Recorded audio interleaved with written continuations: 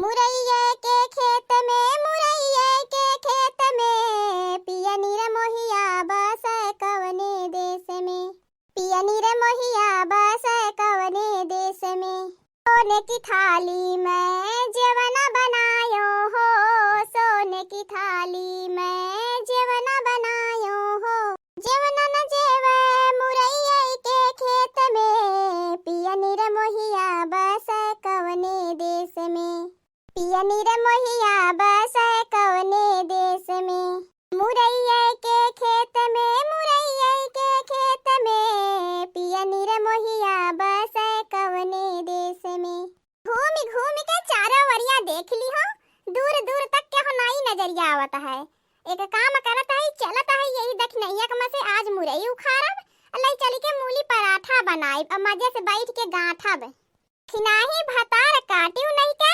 हमार गोभी उखाड़ उखाड़ खूब गोभौरा छानी छानी खाती रहीन आज उनका मुरई उखाड़ के लई जा तब उन्हें पता चली कि हाँ चोरी कैसे कई जाला हे दीदी बहनी लोगन अगर केहू देखत होया ना तो जाए के दखनाही चुगली ना करे कि बड़की जिज्जी मुरई उखाड़ के लई गेली है नहीं भतार काटे लगन दखनाही के साथे साथे तोहरा लोगन का फजीहत करब बताई देत है अरे मोरे दैया हे देख ल तन की बड़की जिज्जी के हमारे है समनवा हमारे में से मुरई उखाड़त हैं ऊपर से कहत हैं दीदी बहनी लोगन केहू देखत होया तो जाए के दखनाही के चीज बताया नहीं तो तोहरा लोगन का फजीहत दखनाही के साथे करब पहले तो बड़की जिज्जी हमारे खेतवा में से मुरैया उखाड़ के लेके घर पहुंचा तब तो तोहे हम बतावत है देखत है तू हमारे में से मुरई कैसे उखाड़ैलू दखनाही भतार काटियो नहीं के हमारे में से गोभी उखाड़ के ले जा खूब गभौरा छान छान खाती रहनी खूब पकौड़ा छानती रहनी खूब सोहिना बनावती रहनी गोभी फूल पाए रहनी फिरी फिरी चोरी के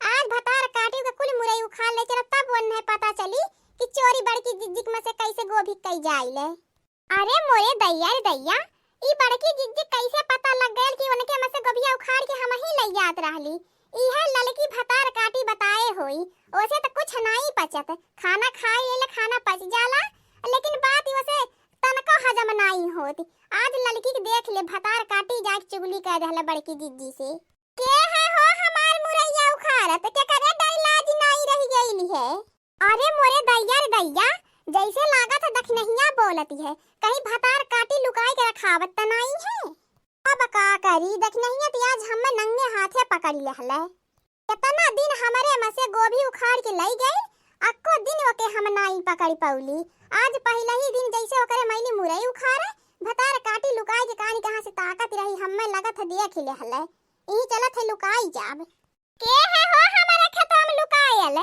काव करती है यहां आई के हमारे खेतवा में अरे मोरे दैया अब का करी इतो दखनहिया भतार काटी हमें देख ही गई अब हम कवन बहाना बनाई एक तो अक्को मुरैयो नहीं चढ़ा पाए तब तक काज नहीं कहां से भतार काटी आई गई का हो बड़की जिज्जी तू ही बैठली हो दबक के हमारे खेतवा में अरे जा माता जब तोहे मुरैया चाहत रहा हमसे बताई गई हो तो एक खचोला लाए तोहरे घरा दाई गयल होई तो चोरी करे कवन जरूरत रहा तो है नहीं ए दखनहिया हम तोरे खेतवा मुरई उखाड़े खाती नहीं आयल रहली है उहे चंपा बसंती फुहरा अम्मा ललकी चारों जनी बैठ के बतियावत रहनी है कि आज दखनाई खेते में मुरई चोरी जरूर करे चलल जाई यह सोचली है कि ते घर अपने काम करती हो भी खेतवा नहीं आए पैबी तबे आके तोरे खेतवा मुहे लुकाई के ओ नहीं सब ताकत रहली है घूम घूम कि देखी आज हम लोग कौने और से आवन तोरे खेते मुरई चोरी करे ए बड़की जिज्जी अब रहा तो बहुत ज्यादा सफाई देबई के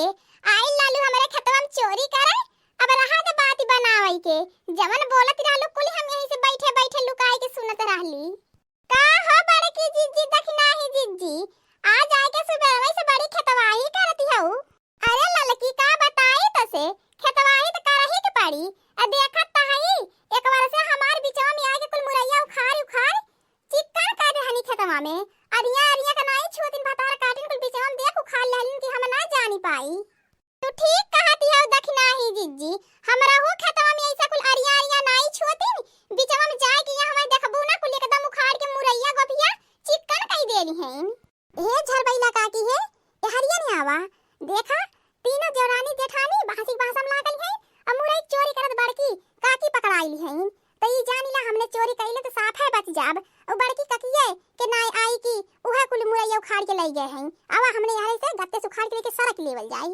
मत तो बहनी अपने यही सगवा तरह तो पी लेता है। दखिना ही कहाँ जानी है कि उनके मसे मुरई उखाड़े है। कहीं देव अपने मसे हम चन्ना खोटली है अब मुरई उखाड़ के ले जात है।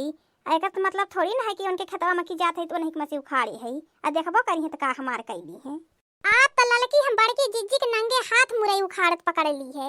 यह कह दहली है कि का हो बड़की जिज्जी जब तो हम मुरई चाहत रहा हमसे बताए हो तो हम तोहरे घर एक झौवा दई गयल होई त कहत हिन हम मुरई चोरी करे नहीं आयल है। देख कैसे हमरे आँख में धूरी झोंकत हिन बड़की जिज्जी।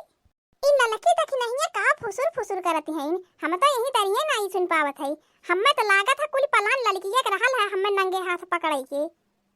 का हो बड़की जिज्जी अब काओ खड़ी हऊ हला जवन मुरैया उखाड़े हऊ लाई जा। अरे तू हमसे बताए हो तो तुम्हें मुरई चाहती है तो है मना हम थोड़ी न कइले होत कि तू मुरई जीनी लाई जा। आ खई ही खादी तो बोवली है। क्या हमार बड़की जिज्जी हमो को मालूम है कि तोहे मूली पराठा बहुत पसंद है। जब तोहार मन कही हमसे कही देबू तो हम तोहरे घर ला के एक झौवा दई जाब। तोहरे सबे यही बहसिक बहसा करा हम तो मूली उखाड़ के लेके चलता बनत है। जा हमार बड़की जिज्जी ई मूली का चीज है तोहरे खातिन तो हमार जान हाजिर है। हमार बड़की जिज्जी काहे ना दखनाही तू हमारे खेतवा में रोज गोभिया उखाड़ के ले जात रहलू। रोज हम जानत रहली कि तू ही हमार गोभिया उखाड़ के ले आवत हऊ। कहिए तो है हम गईली पकड़े कि आज चली हम नंगे हाथ दखनाही पकड़ ले। अरे आखिर तू हमरा ही देवरानी हऊ ले जा तोहरे घर दे तबो खातू उखाड़ के अपने से ले गेलू तबो खइलू। ए दखिना हा दुलहिन तनी चट्टे मुरैया हमहु के दई दे तू। ला झल बैरा अम्मा चट्टे काव लेके जाबू। जब तोहार मन कहे मूली पराठा खाए तब आके उखाड़ ले जाइल करा। हमारे खोई गई ऐसे हम ले जाए के अपने गैया भैंस एक बाल के खियाई ला। लावा दुलहिन चल मुरई बहुत ही है दुइया परानी है कितना मूली पराठा बनाई के खाबे। हम का बताई आय के मांग लिए दखनहिया से तबो ठीक रहल होत झूठा हो चोरी करे आईली। हम तो यह सोचत रहली कि दखनहिया रोज हमरे में से चोरा के गोभी ले जाती रहली है। हम ओकरे में से रोज चोरा के मुरई ले जाब। लेकिन का बताई दखनहिया बहुत बढ़िया है। अब भले हमरे में से चोरा के ले जाती रहत का हम तो ओके कहियो नहीं पकड़ी पौली। उ तो हमें पकड़ लेले तबो हमें कुछ नहीं कहले। हे हमार बड़की जिज्जी अब तू का खड़े खड़े सोचती हऊ हम तुहे चोर नहीं बनावत है। हमार बड़की जिज्जी आखिर तू हमार बड़ी बहिनी हऊ। देखा भैया बहिनी लोगन जवन चीज अपने ना रहे तो जाए के केहू दूसरा खेती बाड़ी में चोरी ना करे के चाही मांग के भले खाई ले। हां हमार बड़की जिज्जी तू ठीक कहती हऊ जवन चीज हमरे नहीं रहला हम मांग के भले खाई लेला। केहू के खेती बाड़ी में चोरी करे नहीं जाइला। ए हमार बड़की जिज्जी हमें माफ कर दे। हम नहीं जानत रहली कि तू ही खेतों में रहलू नहीं तो हम खेतों में अपने नहीं आयल होइत। हम सोचत रहली कि दूसर हमार मुरैया उखाड़ उखाड़ के ले जाला हमार बड़की जिज्जी। हे दखनाही हम तुहे दोषी नहीं बनावत हई। अब जगह खेत में नुकसान होइत आपन खेत बाड़ी मनई देखबे करी। हां दोस्तों हमारा कार्टून कॉमेडी वीडियो आप लोगों को कैसा लगा? अच्छा लगा हो तो हमारे चैनल को सब्सक्राइब कर दीजिए। हमारे चैनल का नाम अवधपुरी कार्टून है। और हाँ दोस्तों आज का हमारा कार्टून कॉमेडी वीडियो यहीं तक था। आगे की वीडियो को देखने के लिए हमारे चैनल को सब्सक्राइब करें लाइक करें और अपने दोस्तों के पास ज्यादा से ज्यादा शेयर करें। बेल आइकन को दबाएं और सब्सक्राइब करना तो बिल्कुल ना भूलें। और हाँ दोस्तों हमारा कार्टून कॉमेडी वीडियो आप जहाँ से भी देख रहे हैं अपने शहर का नाम कमेंट में जरूर लिखें। हमारा कार्टून कॉमेडी वीडियो देखने के लिए आप सभी प्रिय दर्शकों को दिल से धन्यवाद।